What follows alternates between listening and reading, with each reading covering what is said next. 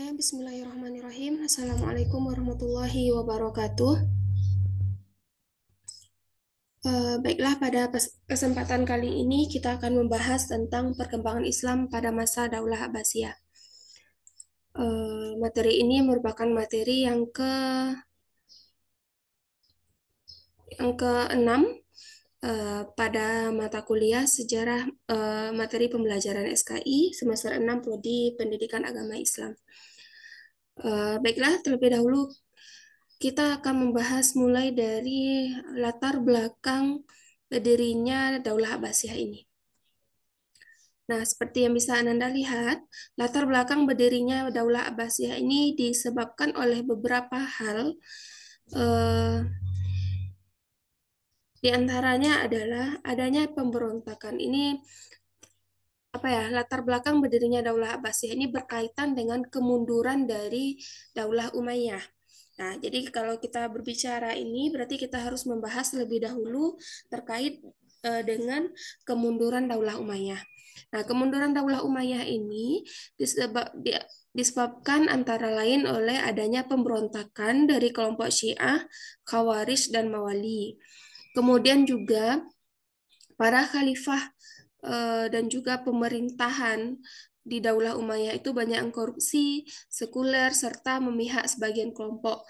Memihak sebagian kelompok ini maksudnya mereka lebih mengutamakan masyarakat Arab dibandingkan masyarakat Mawali. Kemudian masyarakat Mawali juga dibebankan pajak yang terlalu tinggi. Sehingga akhirnya karena sudah banyak pertentangan-pertentangan yang terjadi pada masa pemerintahan Daulah Umayyah ini dimanfaatkan oleh kelompok Bani Abbas untuk mengkudeta pemerintahan dari Daulah Umayyah, sehingga mereka melakukan propaganda-propaganda yang berpusat di 3 kota, yaitu Humaimah, Kufah, dan Khorasan. Dari propaganda ini mereka menyatakan bahwa sebenarnya yang lebih berhak untuk menjadi khalifah secara garis keturunan adalah Bani Abbas. Nah, oleh karena itu puncaknya adalah eh, kelompok atau pasukan Abu Abbas As-Saffah melakukan penyerangan terhadap khalifah terakhir Daulah Umayyah, yaitu Khalifah Marwan bin Muhammad. Nah, dengan terbunuhnya Khalifah Marwan bin Muhammad ini menandai secara langsung berdirinya Daulah Abbasiyah.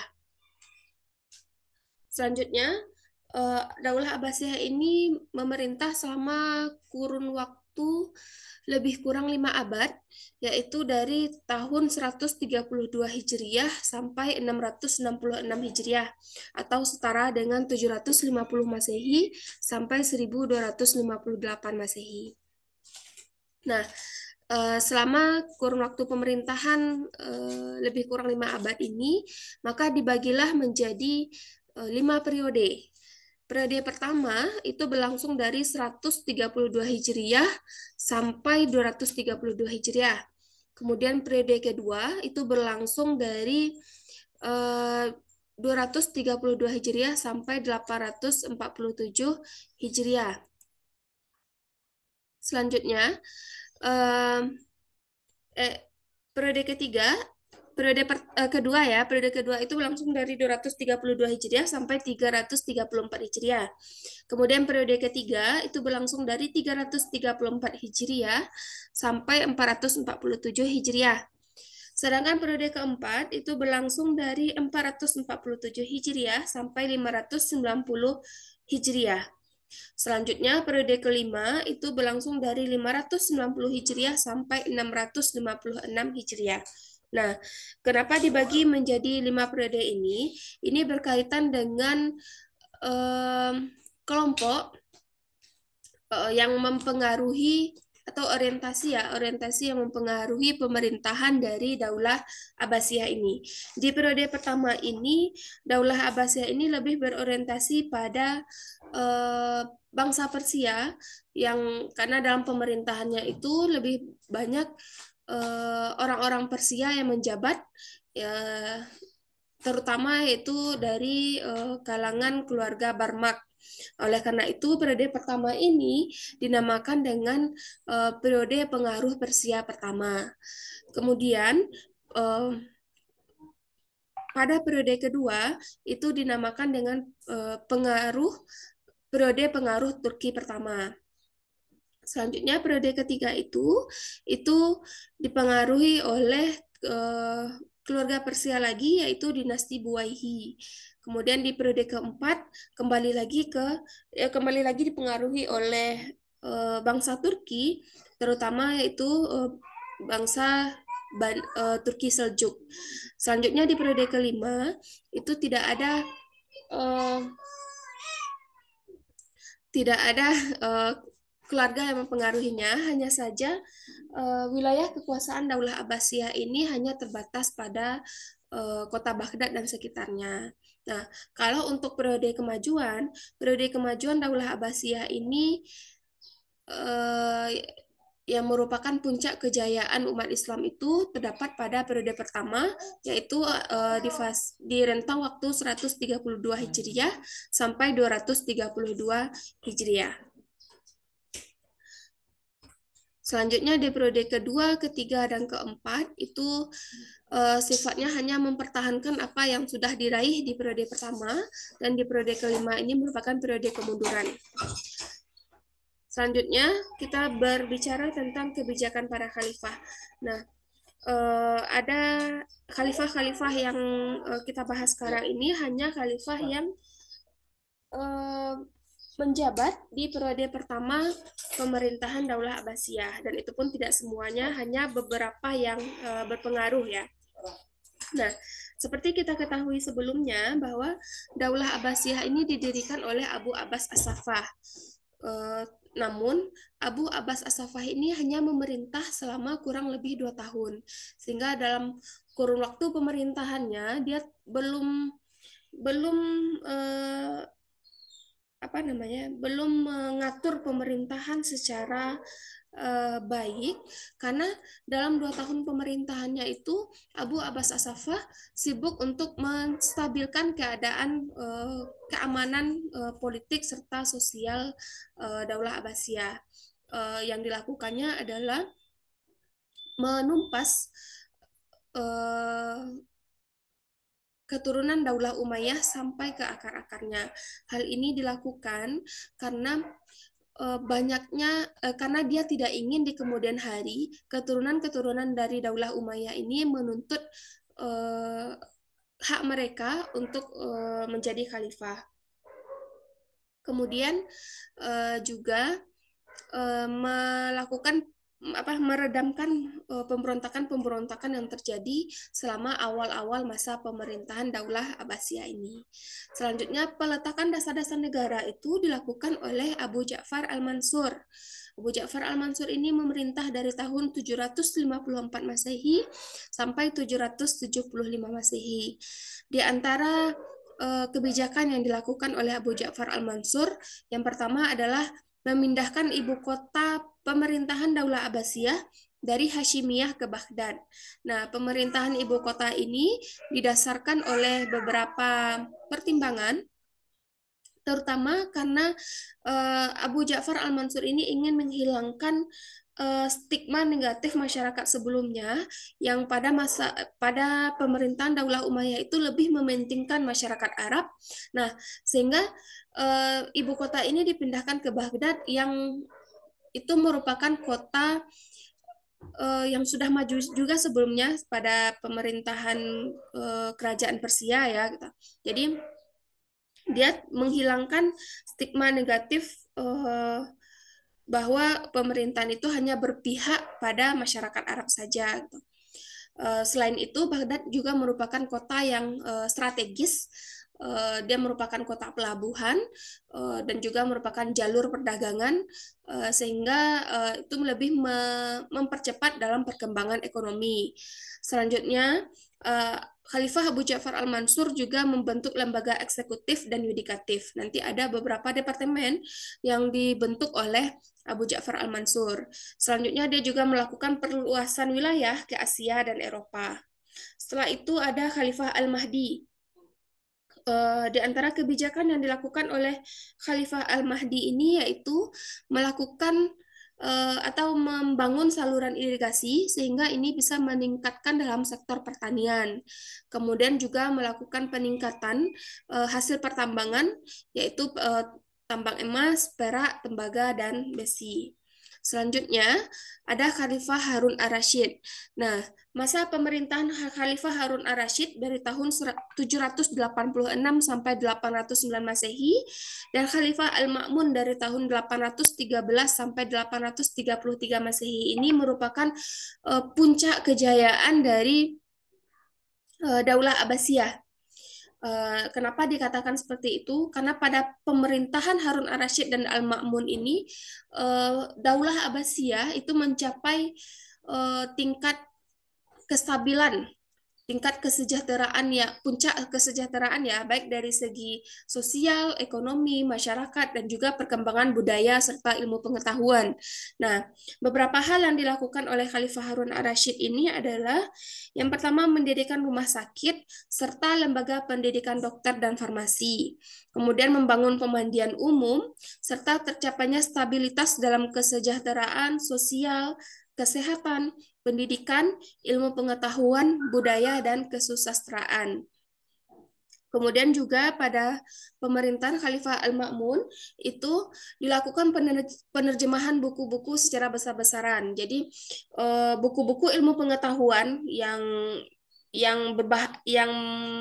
memakai bahasa di luar bahasa Arab seperti bahasa Persia, Romawi, itu semuanya diterjemahkan ke dalam bahasa Arab sehingga bisa nanti dikembangkan oleh para ilmuwan. Kemudian juga Al-Ma'mun ini mendirikan sekolah-sekolah, di antaranya ada Madrasah Nizamiyah, dan lain-lainnya ya. Kemudian juga mendirikan Baitul Hikmah.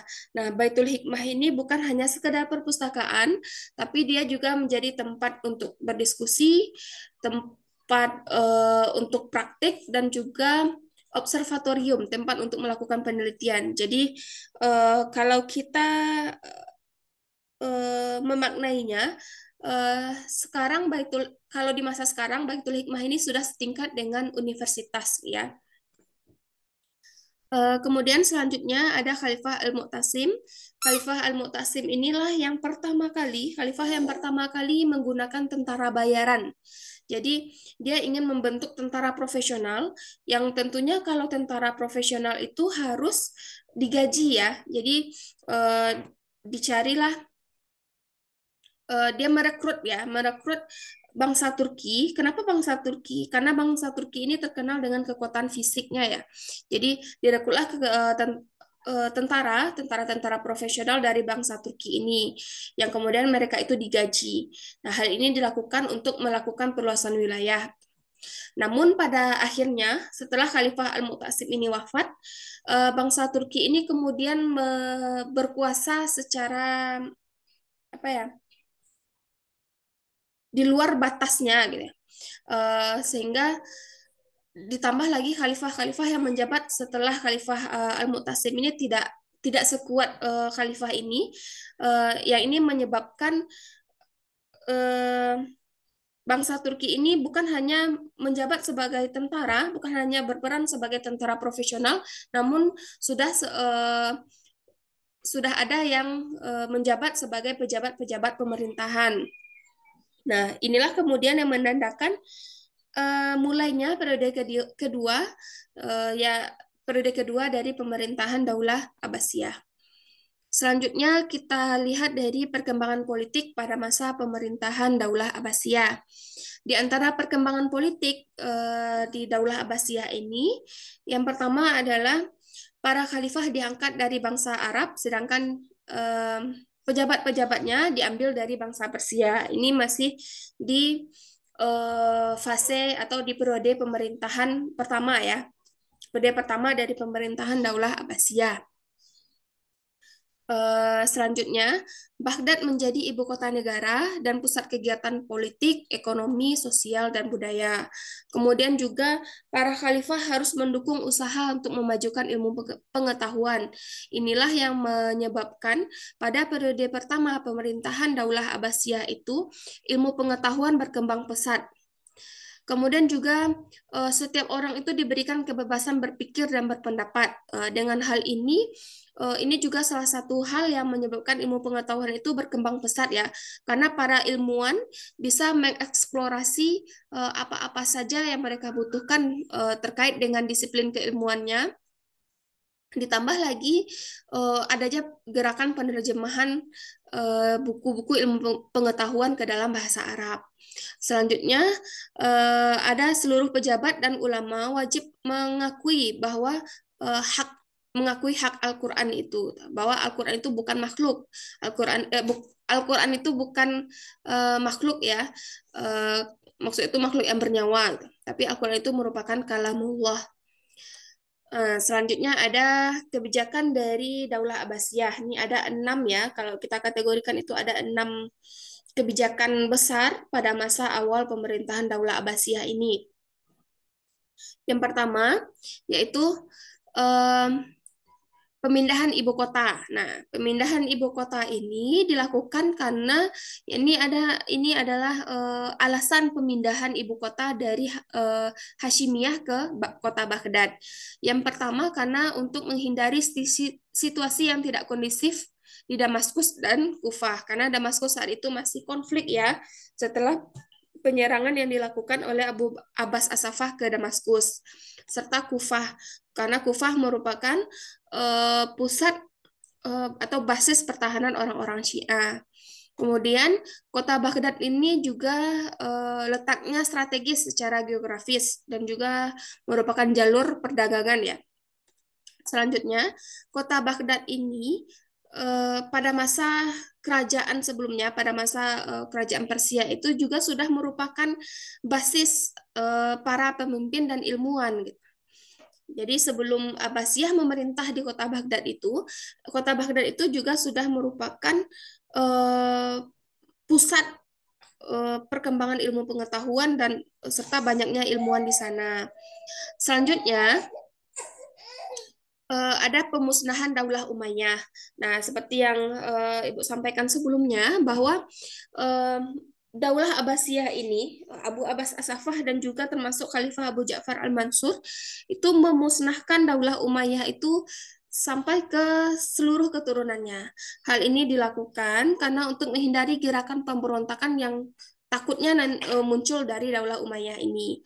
Oleh karena itu, pernah Khalifah Abu Ja'far Al-Mansur ini mengundang 90 orang dari Daulah Umayyah dalam suatu jamuan, namun secara bersamaan akhirnya mereka dibunuh di jamuan tersebut gitu.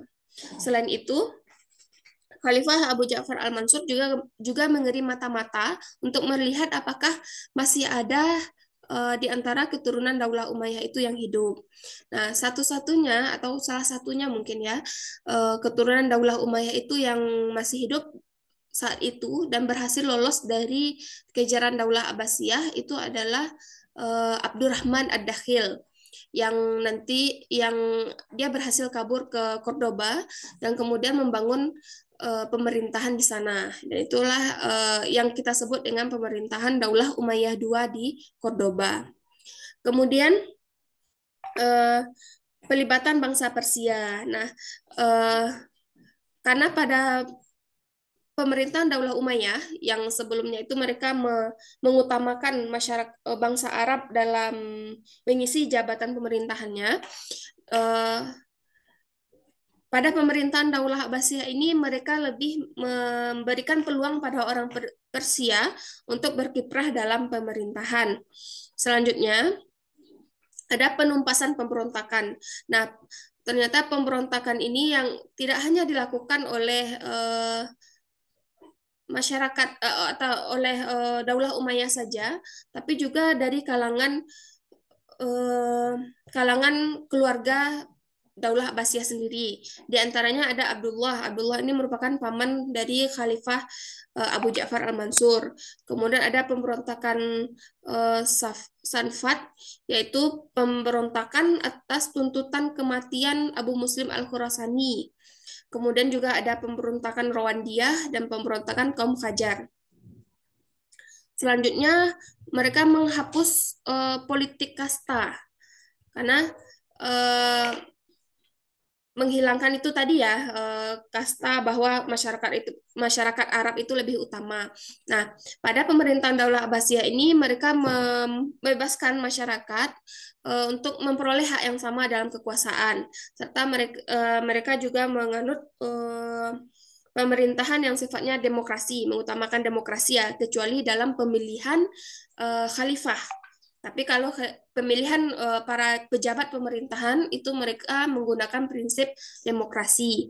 Kemudian dari kebijakan luar negerinya itu Daulah Abbasiyah menjalin hubungan erat dengan Kaisar Charles Charles di barat. Nah, jadi ada dua kekuatan besar pada saat itu di dunia. Kekuatan timur itu dikuasai atau bangsa timur itu dikuasai oleh Daulah Abbasiyah serta bangsa barat itu dikuasai oleh Kaisar Charles ini gitu. Kemudian hubungan yang erat ini ditandai dengan pertukaran duta besar antara eh, kekuatan timur dan barat. Selanjutnya mereka melakukan ekspansi atau perluasan wilayah ke daerah Bizantium. Selanjutnya kita berbicara tentang perkembangan administrasi pada masa pemerintahan Daulah Abbasiyah. Nah, pada masa pemerintahan Daulah Abbasiyah ini bisa kita lihat pemangku kebijakan tertinggi atau pemimpin tertinggi Daulah Abbasiyah ini dipegang oleh khalifah. Kemudian di bawah khalifah itu ada namanya hajib.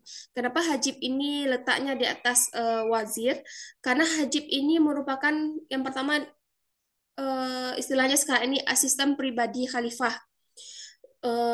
Hajib ini seperti pas pampres juga ya, gitu, pengawal pribadi khalifah, dan juga dia merupakan kepala rumah tangga istana. Jadi salah satu tugas hajib ini adalah mengatur orang yang bisa menemui khalifah. Jadi tidak semua orang bisa menemui khalifah, seluruhnya harus uh, melalui persetujuan dari hajib. Selanjutnya mereka juga mengatur seluruh urusan rumah tangga di dalam istana. Kemudian dalam pemerintahan itu ada selanjutnya tadi ya sampai ini perkembangan administrasi. Nah, dalam urusan pemerintahan itu di Daulah Abbasiyah itu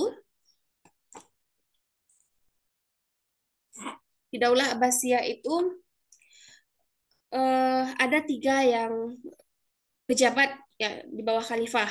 Yang pertama itu ada wazir. Wazir itu kita namakan dengan menteri. Nah, wazir ini tugasnya adalah mengurus urusan sipil. Selanjutnya ada kodi. Kodi itu merupakan hakim yang mengurus tentang permasalahan hukum di Daulah Abbasiyah. Selanjutnya ada amir. Amir ini merupakan jenderal ya, yang mengurus tentang masalah kemiliteran dan ketentaraan. Selanjutnya ini departemen-departemen pemerintahan yang ada pada masa Daulah Abbasiyah. Nah, sebenarnya kalau kita lihat dari departemen pemerintahan, ini sudah ada sebelumnya pada masa Daulah Umayyah. Hanya saja pada masa Daulah Abbasiyah ini mereka lebih mengembangkan departemen-departemen yang sudah ada. Nah, ini ada 14 departemen pemerintahan pada masa pemerintahan Daulah Abbasiyah. Yang pertama ada Diwan Al-Kharaj. Diwan Al-Kharaj ini merupakan departemen keuangan. Kemudian ada Diwan Al-Diyah, yaitu departemen kehakiman. Kemudian Diwan Al-Zimam, departemen pengawasan urusan negara. Ada Diwan Al-Jun, yaitu departemen ketentaraan. Diwan Al-Mawali wa Al-Ghilman, yaitu departemen perburuhan. Ini yang mengatur tentang ketenaga kerjaan ya. Selanjutnya ada Diwan Al-Barid, yaitu Departemen Pos dan Telekomunikasi. Nah, ini ada sedikit perbedaan dengan Diwan Al-Barid pada masa pemerintahan Daulah Umayyah. Kalau pada masa pemerintahan Daulah Umayyah, Diwan Al-Barid ini hanya bertugas sebagai Departemen Pos. Namun pada pemerintahan Daulah Abbasiyah, mereka juga bertugas sebagai apa ya, penghimpun seluruh informasi-informasi sehingga seluruh informasi itu sampai kepada khalifah dan disampaikan dari khalifah. Kemudian ada Diwan Al-Ziman wa Al-Nafakat, yaitu Departemen Pengawasan Keuangan. Kemudian ada Diwan Ar-Rasail, departemen yang mengurus tentang surat menyurat ya. Kemudian ada Diwan Al-Tokia, itu departemen yang mengurus tentang permohonan-permohonan yang diajukan kepada khalifah. Kemudian ada Diwan Al-Nazar fi Al-Mazalim, yaitu departemen pembelaan rakyat tertindas. Ada Diwan Al-Ahdas wa Al-Syurqah, yaitu departemen keamanan dan kepolisian. Kemudian ada Diwan Al-Ata, Departemen Sosial. Ada Diwan Al-Akhsyam, yaitu Departemen Keluarga dan Wanita. Dan selanjutnya ada Diwan Al-Akaroh, yaitu Departemen Pekerjaan Umum dan Tenaga Kerja. Nah, selanjutnya perkembangan sosialnya. Nah, di perkembangan sosialnya ini ada beberapa hal ya. Yang pertama ada membentuk rasa persamaan dalam masyarakat. Jadi tidak ada kasta di dalam masyarakat pada masa pemerintahan Daulah Abbasiyah ini. Kemudian juga seperti yang sudah dijelaskan sebelumnya, bahwa peletakan ibu kota pemerintahan di Baghdad ini merupakan salah satu strategi dalam perkembangan sosialnya juga. Selanjutnya, masyarakat tetap dibagi menjadi pembagian kelas di masyarakat itu berdasarkan jabatan, bukan berdasarkan garis keturunan. Jadi ini sebenarnya bukan merupakan kasta ya, tapi hanya mengelompokkan saja gitu. Karena setiap orang mempunyai hak yang sama pada masa pemerintahan Daulah Abbasiyah ini. Yang pertama itu ada kelas khusus. Nah, siapa saja yang masuk ke dalam kelas khusus ini? Yaitu ada khalifah, keluarga khalifah, para pembesar negara, ada kaum bangsawan non-Bani Hashim, para petugas khusus, kemudian ada tentara dan pembantu istana. Kemudian ada kelas umum. Kelas umum ini siapa saja? Ada seniman, ulama, pujangga, fuqaha, saudagar, buruh, dan petani. Oke, selanjutnya kita lihat dari perkembangan ekonomi. Nah, perkembangan ekonomi Daulah Abbasiyah ini bisa kita lihat dari 3 sektor, yaitu sektor pertanian, sektor perindustrian, dan sektor perdagangan. Nah, untuk meningkatkan perekonomian dari sektor pertanian ini ada beberapa hal yang dilakukan atau kebijakan yang diambil oleh khalifah pada masa pemerintahan Daulah Abbasiyah. Yang pertama yaitu menjamin harta dan jiwa para ahli zimmah dan mawali. Kenapa para ahli zimmah dan mawali? Karena mereka merupakan kelompok petani ya. Kemudian juga memberikan sanksi kepada para pejabat yang berlaku kejam kepada para petani. Kemudian membangun sarana perhubungan, yaitu jalan-jalan ke daerah-daerah pertanian. Selanjutnya mereka membangun sistem irigasi. Lalu dalam sektor perindustrian, nah sektor perindustrian ini tentu tidak ada kalau tidak ada pertambangan ya. Nah, di antara tambang yang ada pada masa pemerintahan Daulah Abbasiyah ini yaitu ada perak, tembaga, seng dan besi di Persia dan Khurasan. Selanjutnya di Beirut itu ada tambang besi dan di Tibris itu ada tambang marmer. Kemudian dari segi perindustriannya, ini ada beberapa kota pusat perindustrian, di antaranya di Basrah yang merupakan sentral dari industri sabun dan gelas. Kufah terkenal dengan industri sutranya. Kota Khuzestan terkenal dengan industri sutra bersulam. Kemudian di Damaskus itu terkenal dengan industri kemeja sutra. Kemudian di Khurasan merupakan kota industri selendang, wol, emas, dan perak. Kemudian kota Syam, daerah Syam merupakan daerah yang memproduksi keramik dan gelas berwarna. Selanjutnya di Andalusia itu berpusat pada industri kapal, kulit, dan senjata. Sedangkan di Baghdad itu ada industri gelas, keramik, dan tekstil. Kemudian dari sektor perdagangan. Nah, dari sektor perdagangan seperti tadi yang Ibu sampaikan bahwa di Baghdad ini merupakan kota yang strategis ya dan merupakan kota jalur perdagangan.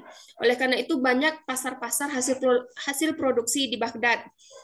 Di antaranya ada pasar besi, pasar kayu jati, pasar keramik, pasar tekstil dan pasar pasar tekstil serta juga ada pasar-pasar barang-barang mewah di Baghdad ini.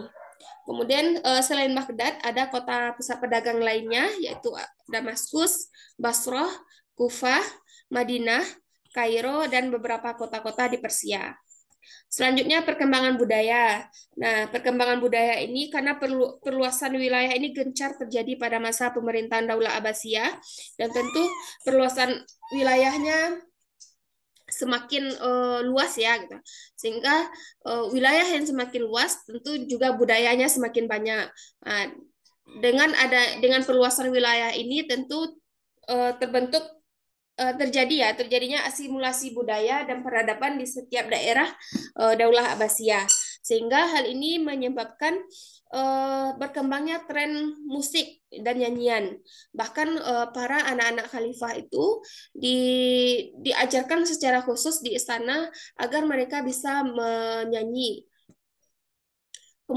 Kemudian ada munculnya kelompok para seniman, yaitu munculnya para seniman, yaitu diantaranya ada Ibrahim bin Mahdi dan Ibrahim Al-Musuli. Kemudian eh, kita berbicara tentang perkembangan ilmu pengetahuan. Nah, ini ada beberapa ilmu, ini hanya beberapanya saja ya, bukan semuanya, yang berkembang pada masa pemerintahan Daulah Abbasiyah, yaitu di bidang filsafat, ilmu falak, kedokteran, tafsir, dan fikih. Bisa Anda lihat ini sebagian tokoh-tokoh dari masing-masing ilmu pengetahuan ya. Di filsafat itu ada Al-Kindi, ada Al-Farabi, ada Ibnu Sina, ada Ibnu Bajah, ada Ibnu Rushd, dan Ibnu Tufail. Kemudian pada ilmu falak itu ada Jabir Al-Batani, ya, penemu teropong bintang, kemudian ada Al-Bairuni dan Al-Fazari ya yang menemukan astrolog. Di bidang kedokteran itu ada Ibnu Miskawai, kemudian Ibnu Sahal dengan karyanya Tib, kemudian Abu Bakar Ar-Razi atau lebih dikenal dengan Al-Razi ya, yang merupakan penemu penyakit cacar dan inisiator atau penemu dari kedokteran anak. Kemudian juga ada Ibnu Sina yang menemukan tentang peredaran darah manusia, serta juga pengarang buku Al-Qanun fi Aktib yang menjadi ensiklopedia kedokteran dan masih digunakan sebagai buku wajib ya dalam sekolah-sekolah kedokteran di Eropa sampai hingga abad ke-20. Kemudian dalam bidang tafsir itu ada perkembangan, yaitu tafsir itu bukan hanya tafsir bermaksud saja, dan sudah ada yang namanya tafsir biroi. Kalau tafsir bermaksud itu menafsirkan ayat Al-Quran berdasarkan pada ayat Al-Quran ataupun hadis Rasulullah. Kalau tafsir biroi ini menafsirkan ayat Al-Quran disertai dengan pendapat-pendapat. Nah, ini erat kaitannya dengan ilmu filsafat yang berkembang pada saat itu. Di antara tokoh tafsir bil maksur ada At-Tabari, kemudian di tafsir biroi itu ada Abu Bakar. Kemudian dalam bidang fikih itu ada 4 imam besar, yaitu Imam Abu Hanifah, Imam Malik, Imam Syafi'i, dan Imam Ahmad bin Hambal. Yang kemudian ini berkembang menjadi 4 golongan ya. Dalam bidang fikih ada Hanafiyah, ada Malikiyah, ada Syafi'iyah, dan ada Hambali. Kemudian dalam bidang pendidikan, nah ini berkembang beberapa madrasah pada masa pemerintahan Daulah Abbasiyah, yaitu di antaranya ada Madrasah Nizamiyah yang didirikan oleh Nizam Al-Muluk. Nizam Al-Muluk ini merupakan wazir eh, pada masa pemerintahan Alap Arslan, itu sudah periode keempat ya, pemerintahan Bani Seljuk. Kemudian ada Madrasah Hanafiyah di Baghdad, ada Madrasah Mustansiriyah dan Madrasah Al-Nuriyah di Kuba. Selanjutnya eh, dari tingkat pendidikannya itu di pendidikan rendah itu ada maktab dan kutab. Walaupun nanti pada perkembangannya di Daulah Abbasiyah itu kutab tidak hanya berperan sebagai pendidikan rendah. Selanjutnya, di pendidikan tingkat menengah itu ada masjid, rumah ulama, dan istana. Kenapa rumah ulama, masjid, dan istana? Karena pada pendidikan tingkat menengah ini, para siswa eh, mencari gurunya. Jadi mereka kalau ingin mendalami ilmu fikih maka mereka carilah guru yang memang expert, yang memang ahli bidang fikih. Kalau mereka ingin mendalami ilmu kedokteran maka dicarinya lah guru yang memang expert di bidang kedokteran. Maka oleh karena itu eh, mereka mengunjungi rumah-rumah gurunya itu. Kemudian di istana ini berlaku untuk kalangan keluarga khalifah dan juga para bangsawan. Kemudian di tingkat pendidikan tinggi itu ada perpustakaan dan akademi. Salah satunya yaitu Baitul Hikmah itu yang berperan sebagai pendidikan tingkat tinggi, bukan hanya sebagai perpustakaan, namun juga tempat untuk penelitian, tempat untuk berdiskusi dan observatorium. Dan selanjutnya uh, perkembangan ilmu pengetahuan yang pesat pada masa pemerintahan Daulah Abbasiyah ini disebabkan oleh dua hal. Yang pertama yaitu karena terjadinya asimilasi antara bangsa Arab dengan bangsa lain yang lebih dulu mengalami perkembangan ilmu pengetahuan. Di antaranya itu bangsa Persia. Selanjutnya ada gerakan penerjemahan. Nah, gerakan penerjemahan ini berlangsung selama 3 tahap. Yang tahap pertama yaitu pada masa pemerintahan Khalifah Al-Mansur dan Harun Ar-Rasyid, yang penerjemahannya lebih difokuskan pada buku-buku ilmu astronomi dan ilmu mantik. Kemudian pada masa pemerintahan Khalifah Al-Ma'mun sampai 300 Hijriah itu buku-buku yang diterjemahkan ke dalam bahasa Arab itu lebih berfokus pada buku filsafat dan kedokteran. Selanjutnya setelah tahun 300 Hijriah itu hampir keseluruhan buku-buku ilmu pengetahuan diterjemahkan ke dalam bahasa Arab. Selanjutnya ini ada perbedaan ya antara Daulah Abbasiyah dan Umayyah. Ini dari orientasi, maksudnya ini dari bangsa yang mempengaruhinya. Kalau Daulah Umayyah itu lebih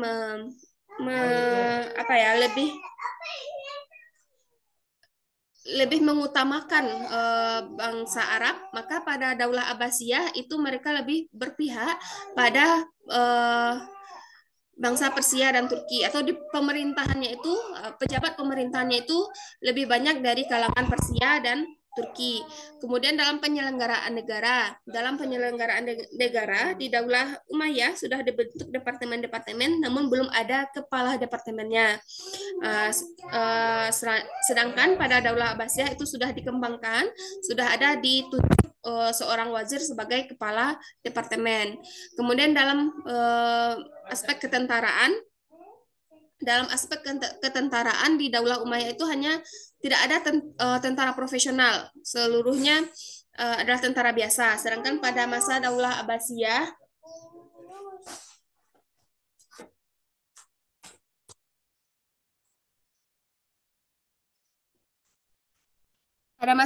Abbasiyah itu sudah dibentuk tentara profesional yang digaji ya.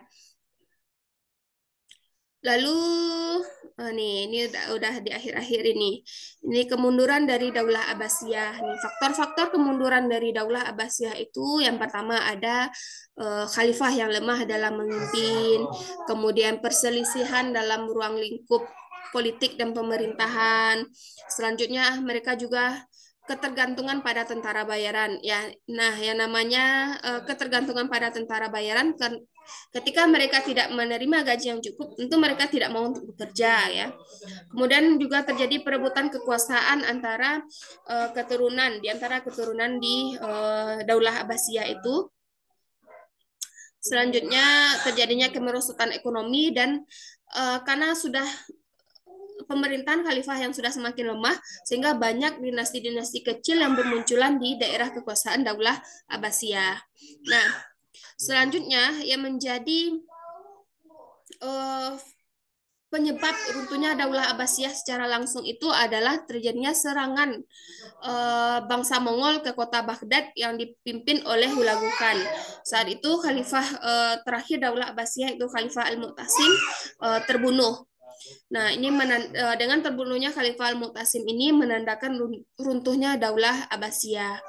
Nah, kalau kita berbicara tentang penyerangan bangsa Mongol ke kota Baghdad ini sangat miris ya. Mereka memang membumi hanguskan seluruh yang ada di kota Baghdad itu. Buku-buku yang ada di Baitul Hikmah itu dibakar kemudian dibuang ke sungai. Kemudian seluruh orang dibunuh. Bangunan-bangunannya dibakar gitu sehingga memang meluluh lantakkan. Oke ya. Uh, Oke, demikian sedikit penjelasan tentang perkembangan Islam pada masa Daulah Abbasiyah. Semoga bisa Ananda pahami. Eh, Kalau ada pertanyaan nanti akan kita bahas di kelas. Baiklah, akhirul kalam. Assalamualaikum warahmatullahi wabarakatuh.